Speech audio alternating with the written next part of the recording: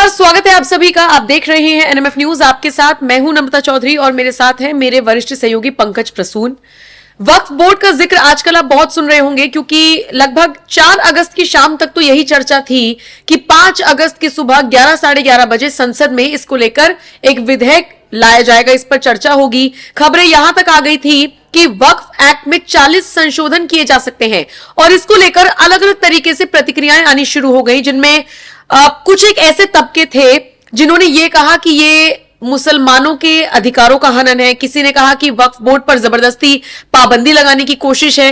लेकिन सवाल ये उठता है कि वक्फ बोर्ड को इतनी आजादी कह लीजिए, या मैं जितना वक्फ बोर्ड को समझ पाई हूं, फॉर एग्जाम्पल अगर मैं आप लोगों को भी समझाऊं कि एक रात आप सोते हैं और सुबह उठते हैं और आपकी जमीन पर एक बोर्ड लगा हुआ होता है और वो प्रॉपर्टी हो जाती है वक्फ बोर्ड की। अगर आपको वो प्रॉपर्टी छुड़वानी है तो भी आप वक्फ बोर्ड के पास ही जाएंगे। तो अगर इतनी आजादी किसी को मिली हुई है तो पहले तो पंकज जी बताइए, इतनी आजादी दी किसने है, कब मिली है इतनी आजादी? और दूसरी बात, अमेंडमेंट्स तो हर एक्ट में होते रहने चाहिए, ये तो जरूरी भी है। तो अगर इसमें अमेंडमेंट होते तो ये अधिकारों का हनन, ये सारी चर्चाएं कहां से शुरू हो गई? सबसे पहले तो आपको यह समझना होगा कि वक्फ बोर्ड है क्या, क्यों बना, कैसे बना। देखिए, भारत पाकिस्तान का जब बंटवारा हुआ था ना, तो बहुत सारे ऐसे मुस्लिमों की प्रॉपर्टी थी, वो छोड़ छाड़ के भाग गए पाकिस्तान, और उसको इनेमी प्रॉपर्टी कहा गया। पाकिस्तान में क्या हुआ कि वहां से जो छोड़ छाड़ के हिंदू आए तो वहां जिसका बस चला वहीं पर उसने कब्जा करके वो मेरा। भारत सरकार ने कहा कि नहीं, ये चीज उनकी है, हम कैसे करेंगे? तो उन चीजों को देख रेख के लिए पहले वक्फ बोर्ड बनाया गया, ताकि कल को जाके अगर वो क्लेम करे कि मेरा है तो ठीक है, आप आइए यहाँ बेचिए, चले जाइए, आपको आना है तो रह ले। वो शुरुआत थी। ये बहुत ह्यूमन टच की तरह से जवाहरलाल नेहरू ने किया। लेकिन उसके बाद धीरे धीरे क्या हो गया, आज जितने भी रिलीजियस प्लेस है, कब्रगाह है, मस्जिदें हैं, या फिर मुसलमानों की कुछ ऐसी प्रॉपर्टी जिसका कोई नहीं हो, वो सबके देख रेख वक्फ बोर्ड करता है, वक्फ बोर्ड का है।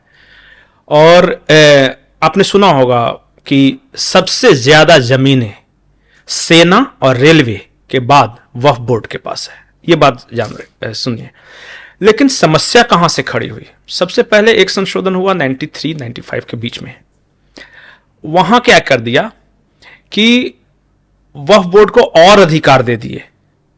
वो अधिकार दे दिए कि भाई आप क्लेम कर सकते हो विवादित चीजों को, जहां आपका मान लिया कि वो वक्फ का है या नहीं है, लेकिन वक्फ क्लेम कर सकता है।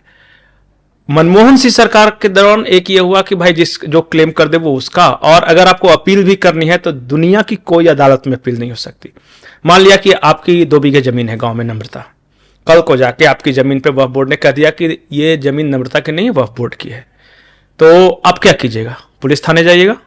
नहीं, उनका एक ट्रिब्यूनल होता है, उसी ट्रिब्यूनल में जाइए और उसी ट्रिब्यूनल में मौलाना बढ़ेगा, वो फैसला करेंगे कि वो चीज उनकी है या नहीं। तो चोर से जाके बोलें कि हमारी जमीन छोड़ दो, लगभग वही, या हमारा सामान छोड़ दो, वही स्थिति, तो वो छोड़ेगा थोड़ी। और उसके बाद बहुत मेनी फोल्ड्स इंक्रीज हुआ है। हर साल सिर्फ किराए के रूप में 20,000 करोड़ रुपए के आसपास आ रहे हैं। 20,000 करोड़ रुपए के आसपास किराया। कहा जा रहा है कि 2 लाख एकड़ जमीन वक्फ बोर्ड की है। और क्लेम कैसा, मैं कुछ उदाहरण बताता। तमिलनाडु में एक गांव है, पूरा का पूरा सैकड़ों साल से गांव है, 1500 साल पुराना एक शिव मंदिर है, 1500 साल, जब वक्फ बोर्ड नहीं था। अब पूरे गांव को वक्फ बोर्ड ने कह दिया कि मेरा है, इंक्लूडिंग शिव मंदिर। बताइए, करते रहिए क्लेम। और ये धीरे धीरे स्टेप बाय स्टेप कांग्रेस ने किया था। क्यों किया? आज तक किसी ने सवाल ही नहीं पूछा। एक हैरानी की बात मैं बताता हूं। मैं मनमोहन सिंह सरकार जाने वाली है, 2013 का साल है, उसको पता है कि बस मेरा हो गई विदाई। अंतिम दिन दिल्ली की 123 प्राइम प्रॉपर्टीज, बिल्कुल प्राइम पॉश इलाके में, वो वक्फ बोर्ड के नाम करके वो चले जाते। मनमोहन सिंह सरकार ने किया ये काम। और उसमें 2 जमीन तो रेलवे की भी थी। क्यों नाम किया मुझे नहीं पता, पूछना चाहिए कि ये हुआ है कि नहीं। अगर हम गलत बोल रहे हैं तो बता दीजिए, केस कर दीजिए कि हमने 123 प्रॉपर्टीज, जो प्राइम प्रॉपर्टीज जो दिल्ली की थी, अंतिम दिनों में वह बोर्ड के नाम नहीं की। क्यों किया? किसी को नहीं पता। अब मुझे यह नहीं पता कि मोदी सरकार लाएगी या नहीं लाएगी, क्योंकि ये पसमंदा भाईजान और पसमंदा सम्मेलन, मोदी भाईजान वगैरह का जो चस्का लगा है। लेकिन उसके बाद भी अगर ये चर्चा हो रही है कि वक्फ बोर्ड में संशोधन लाएगा, तो वक्फ बोर्ड में संशोधन क्या है, क्या चर्चा है? चर्चा यही है कि वक्फ बोर्ड जिसको क्लेम कर देगा जिस प्रॉपर्टी को, तो उसका सत्यापन करवा लिया जाएगा कि उसकी है कि नहीं। सत्यापन मतलब सरकार वेरीफाई करेगी सिर्फ जो विवादित प्रॉपर्टी जो आपका है वो रखिए ना, जो विवादित प्रॉपर्टीज है, जैसे मान लिया कि, और ये सिर्फ हिंदुओं की बात नहीं है, ये बहुत गलत धारणा है कि हिंदुओं की प्रॉपर्टी पे वक्फ कब्जा कर रहा है, ऐसा ही हो गया। सबसे ज्यादा तो मुस्लिम के पर्सनल प्रॉपर्टीज पे है। और जबकि वक्फ का मतलब है दान मिली हुई। हाँ, मतलब तो खैर बहुत अच्छे अच्छे नाम रख लेते हैं। वो क्या करते हैं, मान लिया कि हम दोनों भाई हैं और हमारी आपस में नहीं पड़ती, और आप मजबूत हैं, मैं आपसे लड़ नहीं सकता, आप कब्जा रहे हैं, मैं जाके वक्फ को कंप्लेंट कर दूंगा। तो वह बोले कि ओके, आज से ये पूरी प्रॉपर्टी वक्फ की है, कोई कुछ नहीं कर सकता। और पता है, ऐसे पर्सनल प्रॉपर्टीज बहुत सारे वक्फ बोर्ड ने कब्जा करके रखे हैं, और यही प्रॉपर्टीज को मैं विवादित प्रॉपर्टीज बोल रहा हूं। सत्यापन, सरकारी सत्यापन में क्या दिक्कत है? आप अगर नहीं राजी हो कि सत्यापन नहीं कर, तो मान लिया कि जो डीएम है जिले का, जिलाधिकारी है, डीसी है, वो बेईमान है, आप बोर्ड बना दो, उस बोर्ड में आपका भी एक मेंबर हो, सरकार का भी मेंबर, अब तो सत्यापन हो सकता है ना। तो इसमें मुसलमान सड़कों पे उतरेगा और गृह युद्ध जैसे हालात पैदा हो जाएंगे, क्या मतलब है इसका? यही वे कह रहा, कांग्रेस ने क्यों पावर दिया आज तक किसी को नहीं समझ में आया। अच्छा ये बताइए, वक्फ बोर्ड मनमोहन सिंह सरकार है, मनमोहन सिंह की पुश्तैनी जमीन को अगर कोई कब्जा करता है तो हम लोअर कोर्ट, हाई कोर्ट में जा सकते हैं वो, लेकिन अगर मनमोहन सिंह की जमीन को अगर वक्फ बोर्ड ले लेगा तो मनमोहन सिंह भी नहीं जा सकते। नहीं, तो वक्फ बोर्ड को लेकर एक बात और कही जा रही है, जितनी इसने प्रॉपर्टी अपने पास इकट्ठी कर ली है, अगर उसमें से 10% भी मुसलमानों के लिए लगा दिए तो उनका भला हो जाए, लेकिन वक्फ बोर्ड नहीं लगा रहा। मौलानाओं को क्या फायदा है? वो आगे आकर क्यों कह रहे हैं कि हमारे हकों का? मैं एक चीज बताऊं कि देखिए वक्फ बोर्ड में 15% आबादी, यानी मुस्लिम में दो होते हैं, एक अशराफ वर्ग होता है जिसमें शेख, सैयद, पठान, मौलवी है, वो है, और एक बाकी जो जनता है, पसमंदा जिसको आप बोलते हैं। पसमंदा का कब्जा नहीं है वक्फ बोर्ड पे, वक्फ बोर्ड पे वो अशराफ लोगों का कब्जा है। वो 15% लोगों के पास सारी प्रॉपर्टी है, वो क्यों चाहेंगे किसी को देना, और उल्टा वो तो कब्जा कर रहे हैं। ये चीज समझिए। यूपी में, बिहार में 2 बोर्ड हैं, एक शिया वक्फ बोर्ड है, एक सुन्नी वक्फ बोर्ड है, और बाकी जगहों पे एक ही वक्फ बोर्ड है। शिया वक्फ बोर्ड का भी वही हाल देखिए, सुन्नी वक्फ बोर्ड का भी वही हाल देख लिए। ऐसे तो प्रॉपर्टी ऑन पेपर है कि ये भाई सबको पता है गांव में कि ये नम्रता चौधरी और उनके खानदान की प्रॉपर्टी थी, लेकिन वक्फ ने, और लोगों की तो छोड़ दीजिए, सरकारी जमीन, हमारे रांची में एक पहाड़ है बरियातू के पास, वहां पहले सेना का फायरिंग रेंज वगैरह था। एक दिन कोई आया और एक बोर्ड टांग दिया कि वह बोर्ड का है, और धीरे धीरे पता नहीं मदरसा कब्रों का तो आप जान रहे हैं ना आजकल।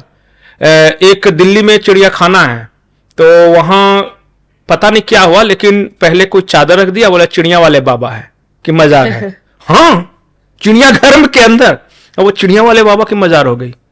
फ्लाईओवर के ऊपर मजारे हैं, अब बनाया होगा जब फ्लाईओवर सरकार ने, तो वहां तो कोई पीर फकीर है, चलिए मैं दिखाता हूं। अच्छा, इंदिरा गांधी इंटरनेशनल एयरपोर्ट, उसके अंदर मजार है।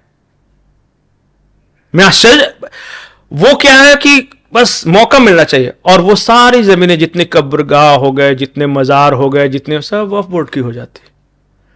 पूरा पंजाब आप देख रहे हैं स्टेट, वो आधी जमीन वक्फ बोर्ड की है, क्योंकि सबसे ज्यादा माइग्रेट किए थे वहां से शुरुआत में, वो वक्फ बोर्ड की है। आज अगर पंजाब पे वक्फ बोर्ड कह दे कि पंजाब हमारा, तो सिखों के लिए सर रखने की जगह नहीं मिलेगी, पैर रखने की। यूपी में वही हाल है। ये है, सत्यापन हो जाए ना। देखिए, सिर्फ वेरिफिकेशन की बात है यहां पे, हम आपसे नहीं ले रहे हैं।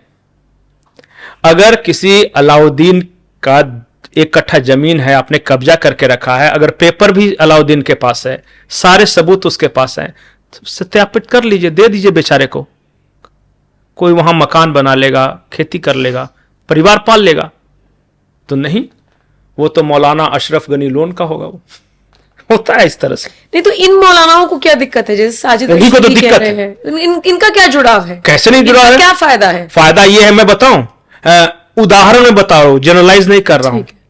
यहां एक अल्पसंख्यक मंत्री है दिल्ली में आम आदमी पार्टी का, उसका नाम है अभी हाल में बहुत विवाद में आया था। ओखला से विधायक हाँ, ओखला से अमानतुल्लाह खान। अमानतुल्लाह वह बोर्ड के प्रॉपर्टी से किराया वसूल रहा है, उसका हर महीने का इनकम है उससे। नहीं तो अरे तो वो तो वक्फ बोर्ड से जुड़े हुए थे ना। जुड़े हुए हैं तो पर्सनल यूज के लिए थोड़ी ना किराया वसूल रहा वो है। बात मान ली, साजिद रशीदी हो गई है, 2-3 मौलानाओं को मैं और सुन मैं रही बताता थी। हूं, इनका घर, इनका परिवार, इनकी सारी लग्जरी, ये सब उसी से चल रही है। BMW मर्सिडीज से घूमते हैं ये। पूछिएगा कि काम क्या करते हैं भाई साहब, तो मदरसा चलाते हैं। तो मदरसा में क्या होता है, तो दान के पैसे मिलते हैं। बोले दान के पैसे मिलते हैं, हाँ कितना, तो ज्यादा नहीं मिलता है, 10-20 हजार रुपया हर महीने आ जाए। और मर्सिडीज तो हैं, ये सब अल्लाह की देन। सारा लग्जरी लाइफ जी रहा है। कोई भी अच्छा अपने अपने बाल बच्चों को पढ़ा रहा है। ये तौकीर रजा है ना, इनके पता है बाल बच्चे कहां पढ़ रहे हैं?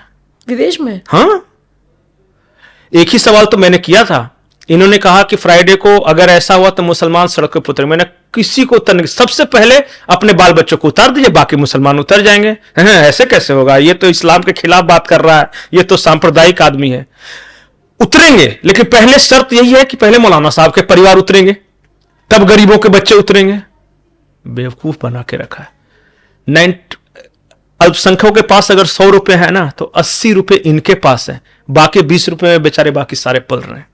वो केले का ठेला लगा रहा है, वो किसी पंचर की दुकान पे है, वो कहीं जूते बेच रहा है, और ये बस इत्र, शेरवानी, परफ्यूम, निकलते हैं तो दरवाजा खोलने के लिए दूसरा, पर्दे लगे हुए हैं अंदर। पूछिए ना कहां से आए इनके पास, कौन सा काम करते हैं। तो ये क्यों चाहेंगे, ये तो कहेंगे ही। ये जो कल जो मौलाना धमकी दे रहा था, वो कहेगा कि मुसलमान सड़कों पर उतरे, काहे उतरेंगे भाई, दे दो। अगर बहुत ज्यादा आप इस्लाम और खिदमत करना चाहते हो सोकॉट, दे दो ना। ऐसा नहीं कि नहीं पढ़ाते हैं, पढ़ाते हैं। 10-20 बच्चों को पढ़ाया, रिकॉर्ड में कुछ और दिखाया खर्चा, बाकी जेब में। ये बहुत बड़ा धंधा है ये, और ये धंधा बढ़ रहा है दिन दुना जा चुका है। देखिए कांग्रेस एक काम करती थी, उसे पता है यहां के मुस्लिमों का वोट बैंक लेना है, तो सबका अगर भला करना लगती ना तो बहुत मेहनत था। वो हर शहर के एक मौलाना को पकड़ लेती थी, ठेका आप ले लीजिए। और यही पैटर्न है राज करने का। स्कॉलरशिप तो मोदी जी भी दे रहे हैं, प्रधानमंत्री आवास तो मोदी जी भी दे रहे हैं, घर घर बिजली में तो मोदी जी पहुंचा रहे हैं, अनाज तो मोदी जी भी दे रहे हैं, लेकिन फिर भी वोट नहीं मिल रहा, क्योंकि ठेकेदारों को इन्होंने नहीं पकड़ा।